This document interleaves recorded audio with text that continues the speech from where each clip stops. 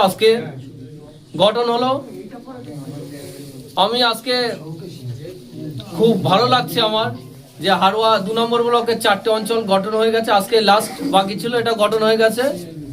এই 2 নম্বর অঞ্চলে হারোয়া 2 নম্বর ব্লকের কুলটি অঞ্চলের অঞ্চল সভাপতি হচ্ছে মিরাজুল ভাই, সম্পাদক হয়েছে আলমগীর ভাই এবং ক্যাশিয়ার হচ্ছে আমাদের জাহাঙ্গীর ভাই, এবং অঞ্চলের আরো যারা যারা নেতৃত্ব আছে সবাই আমার সঙ্গে আছে। আমি তাদেরকে আজকে এখান থেকে একটাই বার্তা দেব যে আমরা ঐক্যবদ্ধ হয়ে মানুষের পাশে থাকব এবং মানুষের দুঃখে, মানুষের সুখে, মানুষের সঙ্গে থাকব তাদের, এবং এসটি এসসি সংখ্যালঘু মানুষ যারা আছে, যারা পিছিয়ে পড়া মানুষ, তাদের পাশে থাকার চেষ্টা করব এবং সাধারণ মানুষের সবসময় সঙ্গে থাকব তাদের সুখে দুঃখে। কেউ যেন বলতে না পারে যে আইএসএফ এর যে অঞ্চল কমিটি আছে কুলটি অঞ্চলে তারা আমাদের সঙ্গে নেই বা আমাদের পাশে আমরা পাইনি। আজকে থেকে কিন্তু তাদের এই গুরু দায়িত্ব তাদেরকে নিতে হবে। আর আমার আশা তারা এই দায়িত্ব নিয়ে এই যে রুলিং পার্টি সরকার, এই অপদার্থ সরকার যেসব কাজ করছে তাদের অন্যায়ের বিরুদ্ধে রুখে দাঁড়াবে এবং চোখে চোখ রেখে কথা বলবে। এটাই অঞ্চল গঠনের পরে সাধারণ মানুষের কি বার্তা দেবেন? অঞ্চল গঠনের পরে সাধারণ মানুষকে বলবো যে আপনারা আমাদের যে অঞ্চল কমিটি হয়েছে, অঞ্চলের সভাপতি, সম্পাদক, ক্যাশিয়ার এবং অঞ্চল যে টোটাল কমিটিটা আছে, কমিটির সঙ্গে আপনারা, এই কমিটি আপনাদেরকে সাহায্য করবে। আপনাদের কোনো অসুবিধা হলে, কোনো সমস্যা হলে, আপনারা যে কোনো সমস্যা, সে টিএমসিও করতে পারে, সিপিএমও করতে পারে, আইএসএফ করতে পারে, সে কোন পার্টির লোক আমরা দেখবো না। আপনাদের সমস্যা হলে আপনারা অঞ্চলের কাছে আসবেন, অঞ্চল কমিটি যথাযথ ব্যবস্থা গ্রহণ করবে আশা করি। ভাইজান, কিছুদিন আগে শরীফনগরে এক মাদ্রাসা ভোটে দেখলাম আইএসএফ 3টে পেয়েছে, তৃণমূল কংগ্রেস 0 আর সিপিএম 3টে পেয়েছে, এ বিষয়ে কি বলবেন? এটা তো স্বাভাবিকভাবে যদি ভোট হয়, এটা নট অনলি শরীফনগর, এটা সব জায়গায় একই সিস্টেম, সব জায়গায় এরকমই হবে। যদি সঠিকভাবে ভোট হয়, এই রুলিং পার্টি আপনারা জানেন কেমনভাবে ভোট করায়, ছাপ্পা করায়, জোর করে এজেন্ট না দিয়ে জোর করে ভোট করায়। সাধারণ মানুষ তার গণতান্ত্রিক যে ভোটাধিকার সেটাই প্রয়োগ করতে পারে। সঠিকভাবে যদি মানুষ ভোট দিতে পারে, আশা করি 2026-এ টিএমসি বলে কিছু থাকবে না।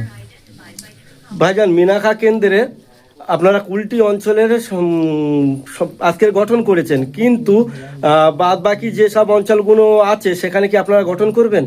অবশ্যই গঠন করব। মিনাখা বিধানসভা টোটাল 12টা অঞ্চল, 12টা অঞ্চলের ভিতরে হারোয়া ব্লকের ভিতরে, হারোয়া 2 নম্বর ব্লকে 4টে অঞ্চল আছে। 4টে অঞ্চল গঠন করা কমপ্লিট হয়ে গেছে।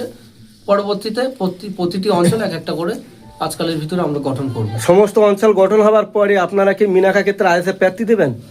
অবশ্যই সেরকম হলে, আমাদের যদি সিঙ্গেল আমরা লড়ি, আমরা আইএসএফ থেকে অবশ্যই প্রার্থী দেবো। আর যদি জোটে লড়া হয়, সেরকম সব জায়গায় সিচুয়েশন বুঝে যেখানে যারা প্রার্থী একসঙ্গে ঐক্যবদ্ধ হয়ে আমরা যদি জিততে চাই, ঐক্যবদ্ধ হয়ে সবাই জোট হয়ে একসঙ্গে লড়লে সেখানে আমরা উপরের যার নেতৃত্বরা আছে তারা ডিসাইড করবে যে কোথায় কারা প্রার্থী হবে।